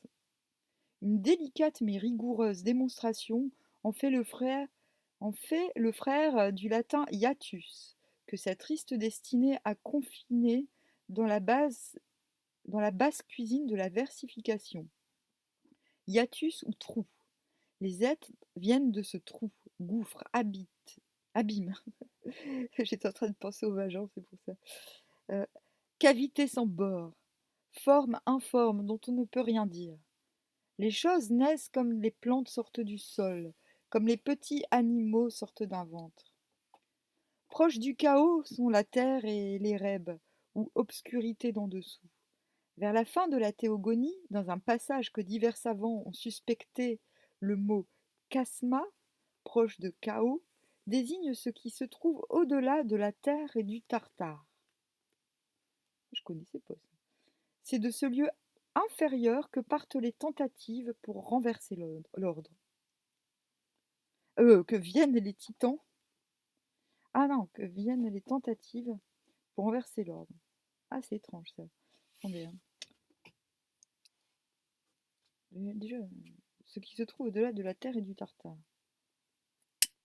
Le kasma. C'est marrant, ça fait penser à karma. Ça doit être ça. Hein. Je crois qu'il n'y a pas grand monde qui a pensé à faire le lien. Les kasma, karma, proche du chaos, désignent ce qui se trouve au-delà de la terre et du tartare. Ça colle, hein. En plus, je viens de faire un truc sur le karma caca. Bah ça colle, désolé. C'est de là que viennent les titans, dieux écartés du ciel, et les monstres que régulièrement il faut rejeter à l'abîme. Pourquoi le faudrait-il d'ailleurs? Moi je suis contre, hein. On en parlera plus tard. La titanomachie est sans aucun doute un moment essentiel de la théogonie. J'ai hâte de lire ça, parce que je n'ai jamais lu. Hein. Elle montre à quel point est fragile l'ordre établi par les dieux. Ce ne sont pas les dieux qui établissent l'ordre. Ce sont les humains qui sont obsédés par l'ordre. L'ordre est fragile. Mais j'ai écrit un truc sur l'ordre. Je vais le lire à la fin, là, parce que... Comme ça, on verra, parce que je l'ai écrit avant de lire ça. Hein. J'ai écrit peut-être il y a 10 jours, un truc comme ça. L'ordre est fragile. L'ordre n'est pas acquis. C'est parce que la naissance du monde n'a pas été une création. Le récit biblique nous a habitués à sous-estimer l'importance de ce geste qui accomplit le Créateur. Il met en ordre un tohu-bohu. Je ne suis pas forcément d'accord. Mais... La pensée d'Hésiode, moi ce que j'ai écrit plus ou moins, c'est que on pense que l'ordre vient d'une volonté, mais c'est faux. L'ordre vient du chaos, et c'est le chaos qui est créateur. L'ordre n'est pas une création. Alors, la pensée d'Hésiode ne connaît pas de créateur. C'est petit à petit que pour lui s'établit, à partir de la confusion initiale qui est à la fois, au-delà de toute représentation mentale possible, l'absolue unité et l'absolue multiplicité, quelque chose qui ressemble à une harmonie, à cet accord de la cithare dont on sait avec quelle rapidité il se défait. La théogonie, avant de se perdre dans les sables, dit le progrès de cet ordre. Cronos, plus net que le ciel, son père. Zeus, plus lumineux que Cronos. Pas gagné sur la sauvagerie, mais les titans menacent. Mais il est con, quoi. Bah oui, et puis après Zeus, il y a qui? Il y a les autres, et après les autres, et après les autres. Et de plus en plus, les autres ont faculté d'être matériels, et de moins en moins celles de ne l'être pas. Mais bon, peu importe. C'est une question de généalogie, mais tout est cohérent. L'ordre suppose que les êtres soient distincts les uns des autres et qu'ils aient procédé à un partage, le partage du monde. Le partage du monde, Homère l'a décrit dans un texte célèbre de l'Iliade. Bon, là aussi, je sais pas d'où il nous sort ça, mais on y trouve des allusions partout, par exemple dans la Théogonie. Ils demandèrent à Zeus, l'Olympien qui voit loin, de régner et de gouverner ce qui ne meurt pas. Lui alors répartit les privilèges. Donc, qui est-ce qui demandait à Zeus? Les hommes. De gouverner ceux qui ne meurent pas. Ah ben voilà. Oui, c'est ça, c'est les hommes. Ils ont vu qu'il y a un... Parce que c'était le bordel quand les dieux étaient sur Terre. Ou quand les dieux faisaient de la merde sur Terre. Mais le partage... Enfin, non, j'extrapole vite fait, mais c'est parce que c'est vrai qu'il nous sort ça comme ça, sans contexte. On peut s'imaginer n'importe quoi. Mais le partage, mais ça veut rien dire. Je comprends pas. À chaque fois qu'il cite la théogonie pour illustrer ses propos, ça ne les illustre pas. Mais le partage, image de cette justice qu'Hésiode aime d'amour, n'assure pas l'ordre définitif. Zeus ne sait pas tout.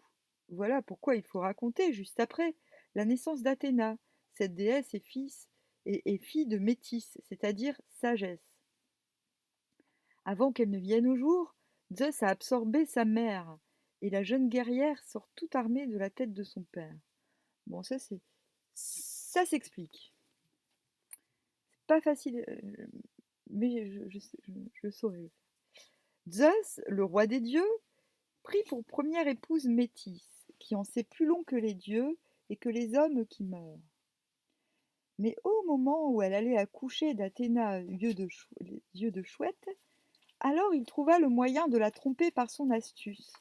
En lui disant de douces paroles, il la mit dans son propre ventre. C'était sur les conseils de terre et de ciel plein d'étoiles. Il voulait empêcher que parmi les dieux qui vivent à jamais, quelqu'un, un autre que Zeus, prenne la dignité royale. D'elle devaient naître des enfants d'une grande intelligence.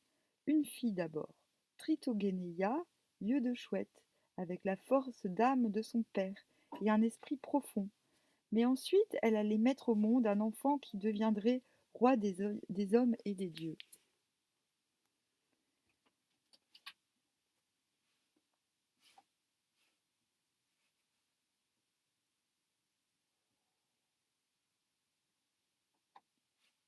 Le destin de Métis, Paul Mazon emploie le mot, Hughes et Evelyn White dit que les enfants de Métis were destined et d'enfanter, après sa fille, un fils plus puissant que son père.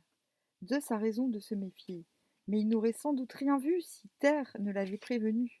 Il y a donc au moins un oracle qu'il a ignoré. On sait qu'Échille, pour son Prométhée, reprendra une histoire analogue. Le fils de Thétis, devant être plus puissant que son père, Zeus, a tout intérêt à renoncer à sa passion pour la jolie Néréide, mais il ne le sait pas. Prométhée négociera sa libération contre ce secret. Le danger pointe où on ne l'attendait pas. Zeus a comme les autres reçu sa part, et comme les autres, il ne sait pas en quoi elle consiste. C'est par chance qu'il échappe au péril. Oui, mais en même temps, tout est explicable.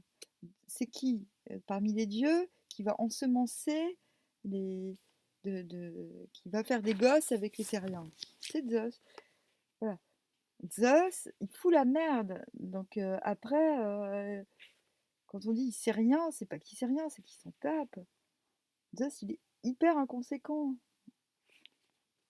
Et quand on lui a demandé de gérer les dieux, finalement, c'est un peu... on va pas se dire, si terre et ciel lui disent de faire ceci, cela, euh, c'est peut-être un petit peu un piège. C'est une façon de dire, bon, ben, fais obéir tout le monde, parce que de toute manière, euh, si t'es le seul à le faire, ça sera pire que si tout le monde se met à se comporter comme toi, gars. Enfin, il y a un petit côté comme ça chez Zeus. Un petit côté comme ça dans les intrigues olympiennes, en tout cas.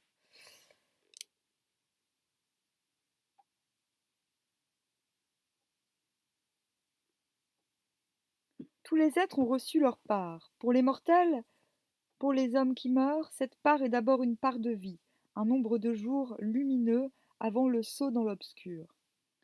Le résultat est sensible, mais la procédure qui l'a rendue possible, si elle existe, reste le plus souvent inaccessible à la pensée. Oui, mais elle l'est à la réflexion. On a noté que les oracles sont de deux types. Il y a ceux auxquels on n'échappe pas. Ils se réaliseront de toute façon. La source Telfoussa n'aura jamais, quoi qu'elle fasse, la gloire qui, en ce lieu, appartient à Apollon. Hymne 3, verset 244. D'autres, c'est le cas de celui qui intéresse Métis, ont pour ainsi dire une forme hypothétique. Si quelqu'un a un fils de Métis, ce fils, violent, sera plus puissant que son père. Il y a un recours, si bizarre soit-il. Zeus engloutit Métis comme il avait lui-même été englouti par son père Cronos. Bien vu. Tout est répétition. Mais toujours, moi c'est ce que j'ai remarqué, mais toujours une répétition qui amène une matérialisation. Voilà. De génération en génération, on se matérialise de plus en plus. On s'incarne de plus en plus. De la même façon, plus tard, Sophocle suggéra à la fois qu'Oedipe ne pas tuer son père et épouser sa mère, et que Laios, prévenu, aurait pu se dispenser de le procréer. Ces distinctions logiques ne sont sans doute pas accessibles telles quelles, sous leur forme abstraite, à des aèdes de plusieurs siècles antérieurs à Aristote. Elles nous permettent à nous de percevoir que le monde des oracles n'est ni complet, ni cohérent, ni homogène. Une fois de plus, c'est une collection. Délire! Mais justement non! Tout est cohérent, mec! Il peut en émaner de quoi tenir le monde en ordre. C'est pas parce que toi, t'as la flemme de réfléchir sur ça et que t'as pas accès à l'abstraction et à la nature qu'il faut dire que ces gens ont fait une collection, étaient des administrateurs, des archivistes. Voilà. J'étais en train de traiter les poètes d'archivistes, mais au secours, quoi. La connaissance des oracles n'est pas vaine. La Haide est capable de déchiffrer les signes.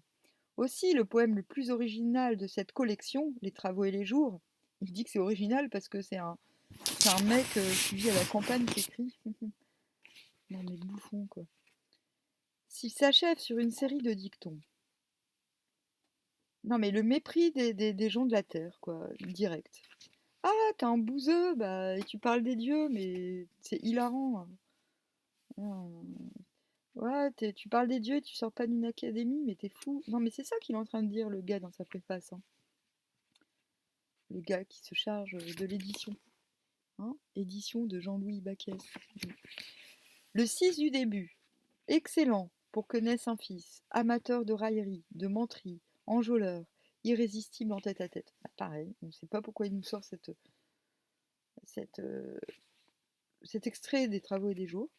Voilà un destin fixé, mais les gens ne savent pas, ajoutait Ziode un peu plus loin. Simplement quelqu'un, même un dieu, peut-il tout savoir? J'ai déjà répondu à cette question. On peut tout savoir, mais c'est pas. Quand on sait tout, on n'est pas vraiment vivant en fait. On est dans un autre univers, on est dans une autre dimension. Et puis, bon, mais il y a tant à dire. Mais la gloire du métier. Paradoxalement, du moins de notre point de vue, c'est parce que la connaissance absolue est éloignée, voire impossible, parce que l'ordre reste fragile et menacé, que prend un sens suréminent tout ce qui relève de la technique. Il y a des dieux techniciens, Athéna et Phaïstos. Et Laëde, instruit par les muses, possesseur de collections infinies et incomplètes, est aussi un technicien, au même titre que celui qui construit des bateaux et des chariots. Il faut un Aède pour dire les travaux de la campagne. N'importe quoi. Mais non, il sait juste s'exprimer, le gars, c'est pas un technicien. Il sait tout faire, il fait plein de trucs. Le rôle qui est accordé à l'artisan dans cette pensée archaïque est primordial. Nous avons pris l'habitude, à travers de tardives gaudrioles, de considérer Vulcain comme un cocu ridicule. Et Phaïstos, boiteux, laid, grossier, accomplit des merveilles. C'est aussi ce que veut dire le fameux épisode des amours d'Arès et d'Aphrodite, au chant 8 de l'Odyssée. Certes, l'honneur du dieu est taché, mais la finesse de la ruse, celle de l'invisible filet qu'il fabrique pour y prendre au piège l'adultère, ne peut que forcer l'admiration. On se lasse, à lire les anciens poèmes, de ces adjectifs tout faits qui reviennent sans cesse. Char bien ouvragé, trône bien agencé, casque bien adapté, maison bien construite, etc. Parfois la nuance exacte nous échappe. La maison est-elle bien construite, bien fondée, bien située? Nous hésitons. Une chose est sûre, la main de l'artisan, divin ou non, y a fait merveille. Ce monde qui n'est pas loin de la barbarie, et qui le sait sans doute, admire ce que chez nous les compagnons appelaient la belle ouvrage. Et c'est marrant parce que justement le barbare c'était quoi? C'est une invention athénienne qui veut dire tout ce qui n'est pas athénien en fait. Voilà, tout ce qui n'est pas de la cité.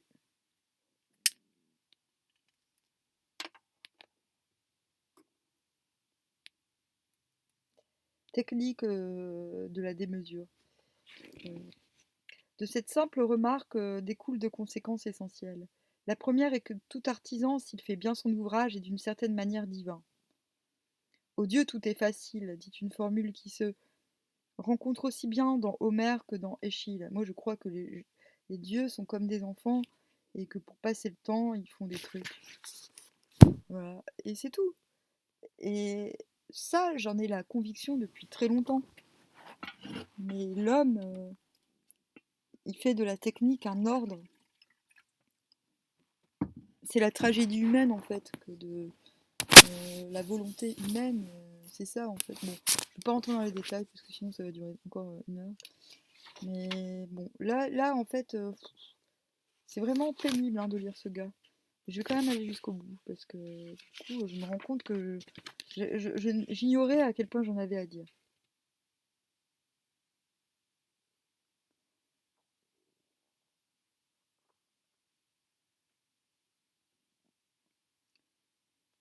L'artisan, maître de ses tours de main, a, quoique voué à mourir, quelque chose d'un dieu.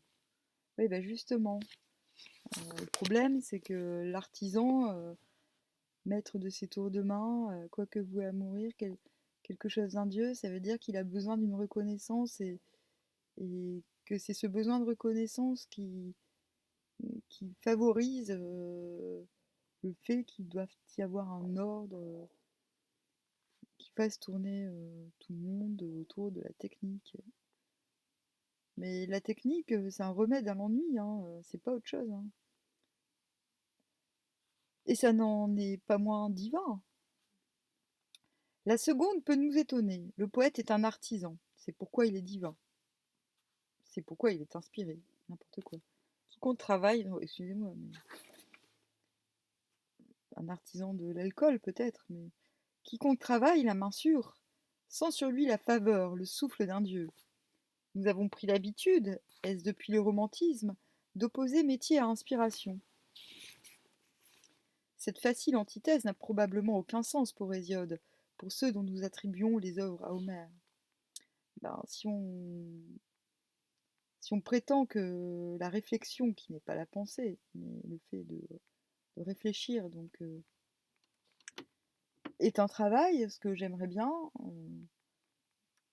oui, ok. Mais le problème, c'est que toi, là, l'auteur de cette préface, t'es loin de... Je ne pense pas que t'aies voulu dire ça et que t'aies envie de le dire, et qu'on te le fasse dire. C'est que tout bon artisan imite l'activité du Zeus très subtil. Métier-tesse, subtil parce qu'il a avalé Métis, oh, qui maintient l'ordre de l'univers parce qu'il est fort et parce qu'il est sage. Zeus va chercher au fond du monde les 3 monstres qui lui permettront de vaincre les titans. Il ne se fie pas à sa seule force. Non mais Zeus, c'est un connard. Non mais je vous jure. Bon, plus maintenant, il a changé. Mais voilà. Et c'est lui qui inspire. Enfin, c'est lui qui a inspiré les oligarques et les divers monothéismes. Hésiode l'a dit, Arnaède l'a répété, Zeus est le maître ou le patron des rois qui font régner l'ordre par de justes sentences. C'est Jéhovah, hein, en conciliant, en rendant à chacun son dû. Les poètes ont des protecteurs qui leur sont propres. Apollon et surtout les muses. Mais il s'est bien fait avoir. Zeus.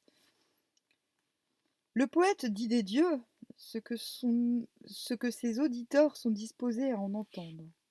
Il parle de leur puissance, de leur bonheur, des systèmes d'échange qui attirent leur faveur sur les humains. Une des formes du partage est le sacrifice tel que Prométhée l'a inventé. Le poète indique comment faire pour que ne retourne pas à la confusion un ordre qui peut être confortable. Il dit à la fois que le monde peut périr lorsqu'une déesse imprudente fabrique un monstre comme Typhon et qu'il faut protéger la chaleur de la maison contre les froids rigoureux de l'hiver et contre les vents déchaînés.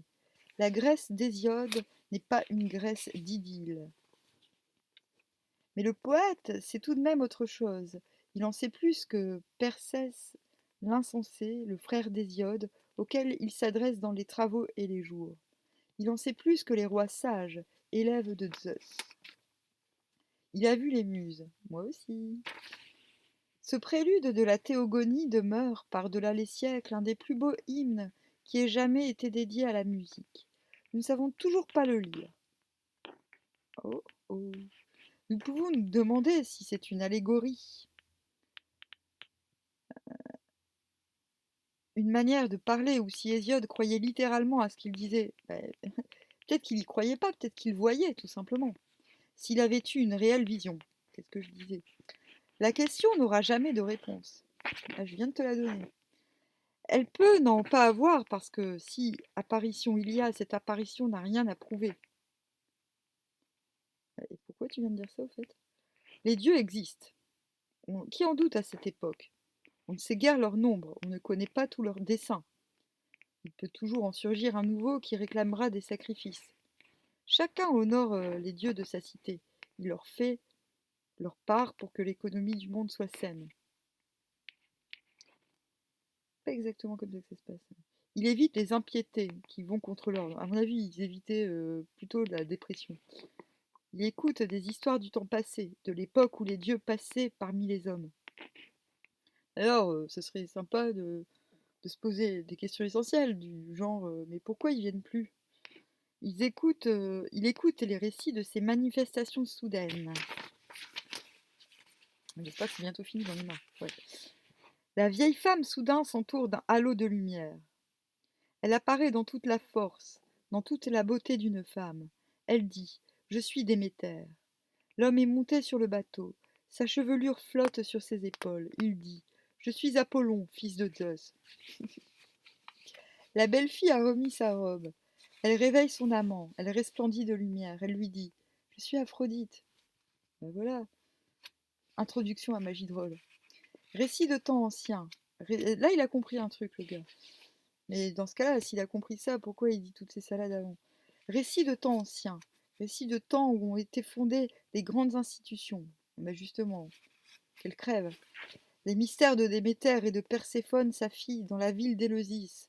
Le temple avec l'oracle d'Apollon, car Apollon connaît plus d'un destin dans la ville de Delphes.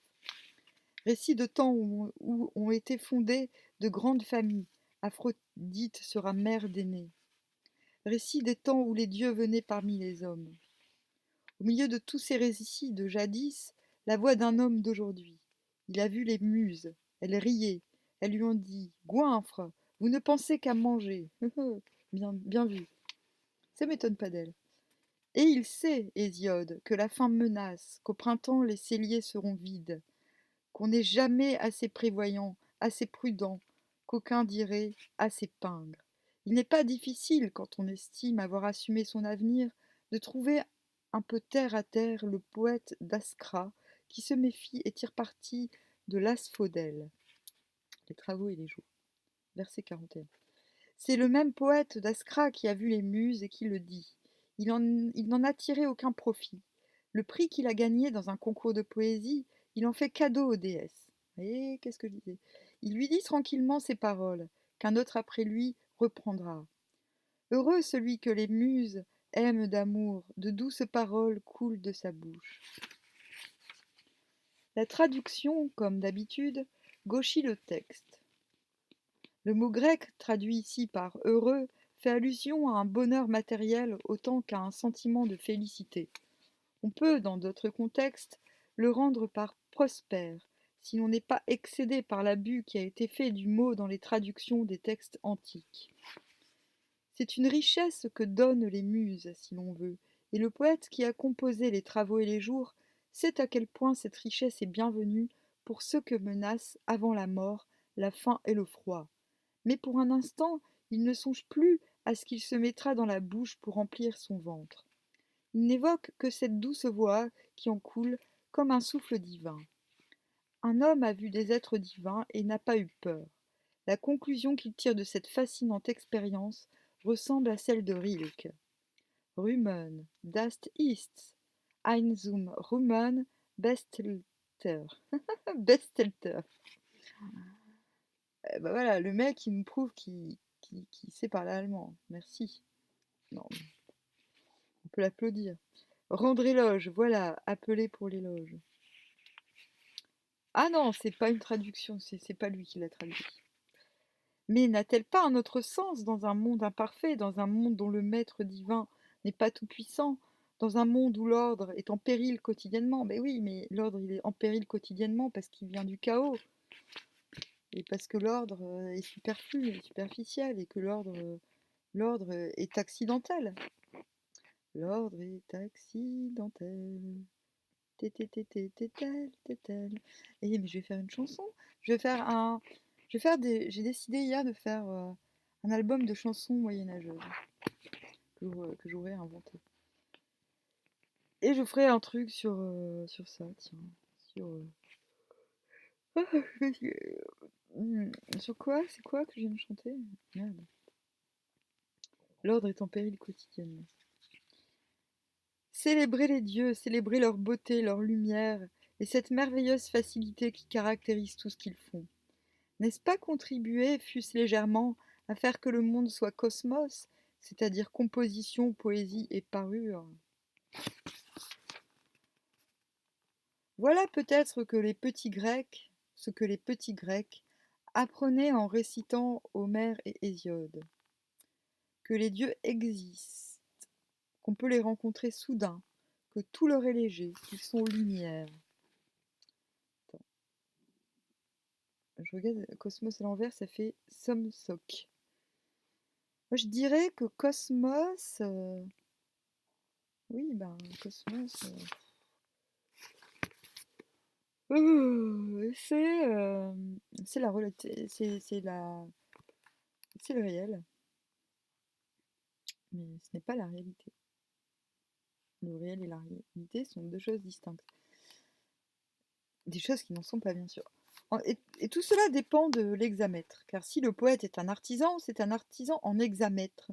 Pourquoi est-on fondé à réunir dans le même livre les poètes d'Hésiode et les hymnes attribués à Homère? Parce qu'ils sont écrits dans le même mètre, parce qu'ils ont le même rythme. L'hexamètre des Aèdes est dactylique. En principe, il répète 6 fois la formule de base, une syllabe longue, suivie de 2 brèves. Le rythme du dactyle est celui qu'on entend dans l'allegretto de la 7e symphonie de Beethoven ou dans le thème varié au milieu du quatuor La jeune fille et la mort de Schubert. Aristote nous apprend que ce rythme n'est pas tout à fait naturel à la langue grecque.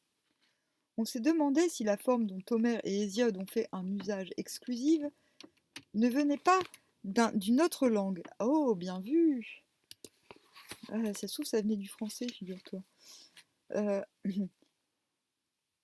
n'avait pas, depuis la nuit des temps, une valeur magique consacrée par la tradition.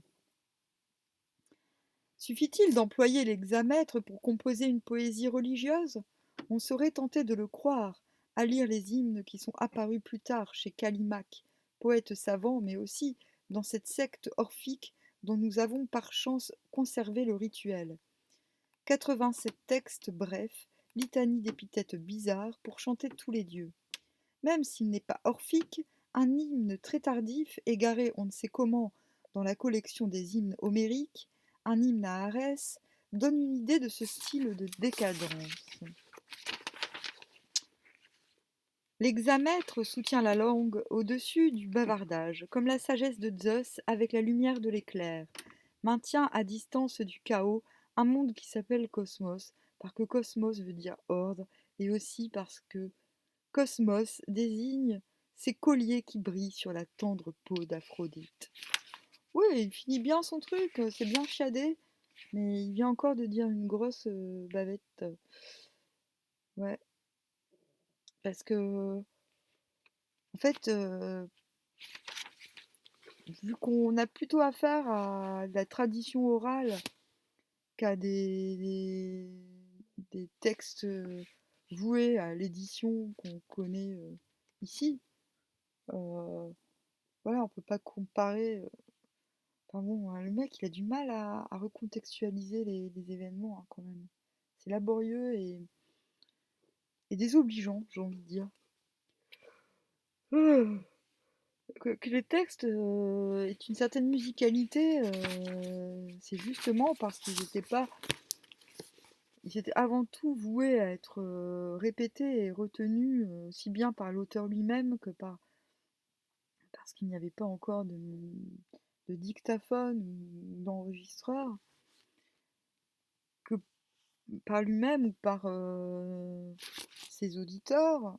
Voilà, c'est tout. C'est beaucoup plus simple en fait.